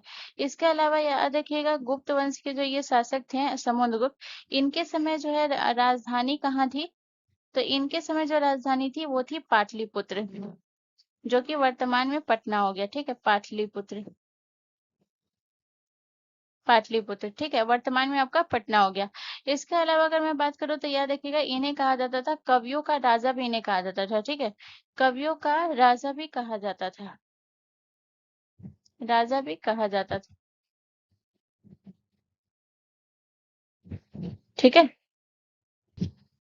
इसके अलावा अगर मैं बात करूँ ये जो है याद रखिएगा एक बहुत अच्छे वीणा वादक भी थे, तो ये भी याद रखिएगा ये वीणा वादक थे, वीणा वादक थे, ठीक है। इसके अलावा अगर मैं बात करूँ तो यहाँ पे आपको याद रखना है कि इनके जो वीणा वादक थे, तो यहाँ पे आपको याद रखना है कि इनके सिक्कों पर जो है वीणा बजाते चित्र भी थे। ठीक है, तो याद रखिएगा इनके सिक्कों पर क्या थे गए, सिक्कों पर वीणा, वीणा बजाते चित्र थे। ठीक है, चित्र मिलते थे। ठीक है, यहाँ पे जो है एक पॉइंट और याद रखिएगा, जो समुद्रगुप्त का है, यहाँ पे कुछ इंपॉर्टेंट प्रश्न भी कभी कभी एग्जाम में पूछ देते हैं, कभी कभी इन इन इसके बारे में पूछ देते हैं। याद रखिएगा इनका जो था, ये आपको ध्यान रखना है कि इनके जो है, सॉरी, जन्म नहीं पूछा जाता है। ठीक है ना, समुद्रगुप्त के जो है जन्म से बारे में नहीं पूछा जाता है। यहाँ पे आपको लिखना है समुद्रगुप्त के जो थे वो दरबारी कवि कौन थे, ये पूछा जाता है। ठीक है ना, तो याद रखिएगा समुद्रगुप्त के जो है ये दरबारी कवि कौन थे गाइस, तो याद रखिएगा हरिसेन, हरिसेन। ठीक है, ये दरबारी कवि थे। इसके अलावा एक पॉइंट और याद रखिएगा गाइस, याद रखिएगा ये जो समुद्रगुप्त थे ये जो है विष्णु के उपशासक थे। ठीक है, ये भी याद रखिएगा, विष्णु के उपशासक थे, उपशासक थे। ठीक है, तो ये भी आपको याद रखना है। चलिए नेक्स्ट क्वेश्चन की तरफ। अगला क्वेश्चन हमारा क्वेश्चन नंबर 17 है गाइस। क्वेश्चन नंबर 17 हमसे कह रहा है कि कौन लिबरल पार्टी के टिकट पर ब्रिटिश संसद हाउस ऑफ कॉमन्स के लिए चुने जाने वाले पहले भारतीय थे। ठीक है, किसकी टिकट पर, लिबरल पार्टी के टिकट पर ब्रिटिश संसद हाउस ऑफ कॉमन्स के लिए जो है ये चुने जाने वाले कौन थे, पहले भारतीय थे। ठीक है ना, तो आपके ऑप्शन है Bhimrao Ramji Ambedkar, option B Chandrashekhar Azad, option C दादा भाई नौरोजी, या ऑप्शन डी भगत सिंह। तो गाइज इसका जो करेक्ट आंसर हो जाएगा वो हो जाएगा आपका ऑप्शन सी, हमारा करेक्ट आंसर हो जाएगा दादा भाई नौरोजी, जिसे हम क्या जानते हैं गाइज, तो इन्हें हम भारतीय राष्ट्रवाद का पितामह कहते हैं। ठीक है ना, भारतीय राष्ट्रवाद का, भारतीय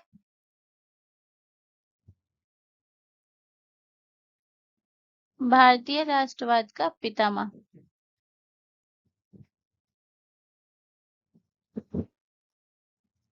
और क्या कहते हैं गाइज, तो याद रखिएगा, और भारत के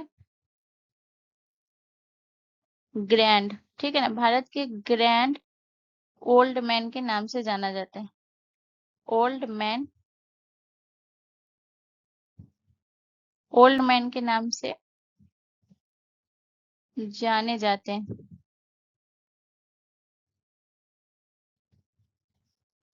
इसके अलावा आपको याद रखना है कि इन्होंने जो है ईस्ट इंडिया एसोसिएशन की स्थापना की थी। ठीक है, ईस्ट इंडिया एसोसिएशन, एसोसिएशन। ठीक है,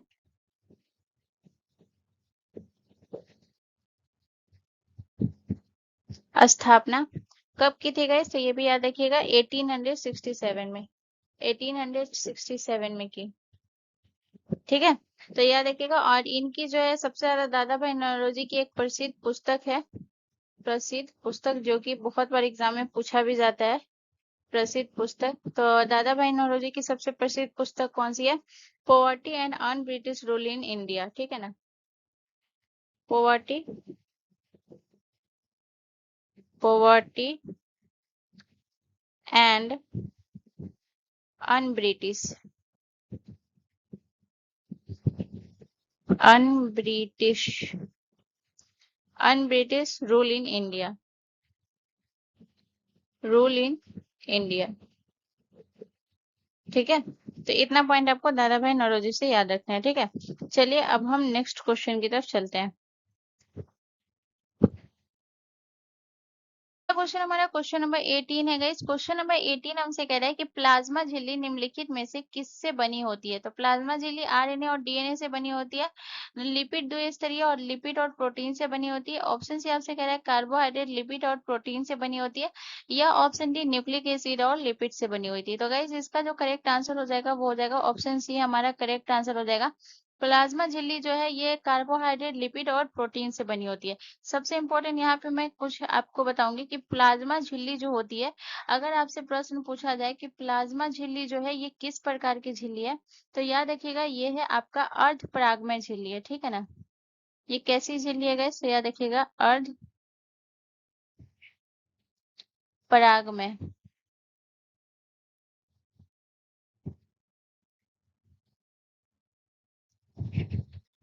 अर्ध परागमय झिल्ली है, ठीक है। इसके अलावा आपको याद रखना है गाइस कि यहाँ पे आपको याद रखना है कि जो प्लाज्मा झिल्ली होती है, यहाँ पे आपको ध्यान रखना है एक पशु कोशिका में और पादप कोशिका दोनों में समझाऊंगी, ठीक है। पशु कोशिका में ये कहाँ पे होती है और पादप कोशिका में कहाँ पे होती है, ये भी याद रखिएगा। पशु कोशिका और दूसरा मैं आपको समझाऊंगी पादप कोशिका।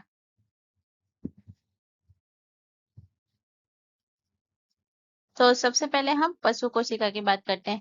तो पशु कोशिका में याद रखिएगा ये जो है क्या कहती है, ये कोशिका के जो है चारों ओर जो है ये मौजूद होती है।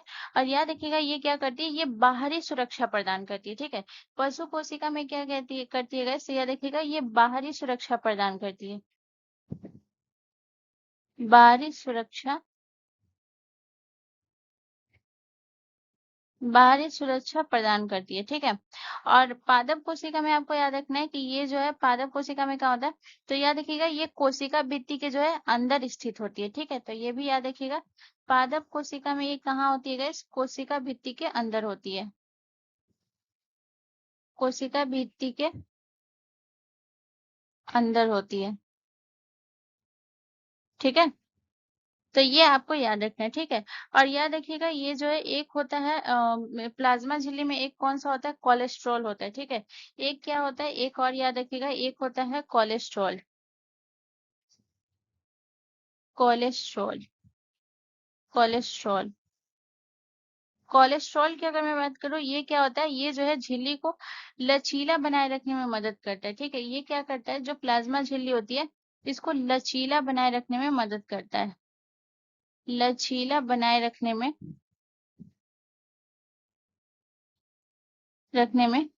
मदद करता है, ठीक है। चलिए नेक्स्ट क्वेश्चन की तरफ। अगला क्वेश्चन हमारा क्वेश्चन नंबर 19 है गाइस। क्वेश्चन नंबर 19 हमसे कह रहा है कि निम्नलिखित में से कौन सा कथन सही है। तो आपके ऑप्शन है, ऑप्शन ए तालाब के पानी और समुद्री पानी को ताजा पानी माना जाता है, नदियों और समुद्र के पानी को ताजा पानी माना जाता है, यह ऑप्शन सी नदियां, झीलें, तालाब और मीठे पानी के आशय है, यह ऑप्शन डी समुद्र का मीठा पानी जो है फ्रेश वाटर का आशय है। तो गाइस नदियां, झीलें और तालाब जो है ये मीठे पानी के स्रोत हैं। तो ऑप्शन सी हमारा करेक्ट आंसर हो जाएगा, ठीक है। चलिए नेक्स्ट क्वेश्चन की तरफ। अगला क्वेश्चन हमारा क्वेश्चन नंबर 20 है गाइस। क्वेश्चन नंबर 20 कह रहा है हमसे कि राष्ट्रीय आय समिति का गठन किस वर्ष हुआ था। तो 1949 में, 1952 में, 1942 में या फिर 1951 में। तो गाइस इसका जो करेक्ट आंसर हो जाएगा वो हो जाएगा 1949 में राष्ट्रीय आय समिति का गठन किया गया था। और यहाँ पे जो है इस राष्ट्रीय आय समिति के जो गठन किया गया था, तो इसका उद्देश्य क्या था ये भी याद रखिएगा गाइस। तो ये आपको ध्यान रखना है, राष्ट्रीय आय समिति का गठन करने का उद्देश्य था भारत की जो राष्ट्रीय आय की जो है ये गणना करना, ठीक है ना। भारत की राष्ट्रीय आय की गणना करना, भारत की राष्ट्रीय आय की गणना करना, ठीक है। इसके अलावा जो है इस ये जो है इस समिति के अध्यक्ष कौन थे, तो ये आपको याद रखना है, इस समिति के अध्यक्ष थे आपके पीसी महालनोबिस, ठीक है। पीसी महालनोबिस।